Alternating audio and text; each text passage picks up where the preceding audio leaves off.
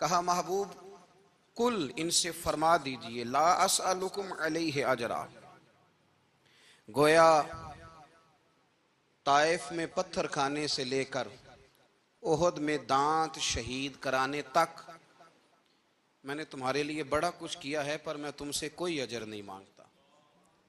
میں نے تمہارے لیے بڑا کچھ سہا ہے، پر میں تم سے کوئی سوال نہیں کرتا۔ ہاں اگر کچھ کرنا ہے نا تو الا المودۃ فی القربی، میرے جو قریبی ہیں نا ان سے پیار کرتے رہنا، ان سے پیار کرنا۔ یا رسول اللہ وہ کون ہے؟ تو نبی پاک نے فرمایا علی، فاطمہ اور ان دونوں کی اولاد، ان سے پیار کرتے رہنا۔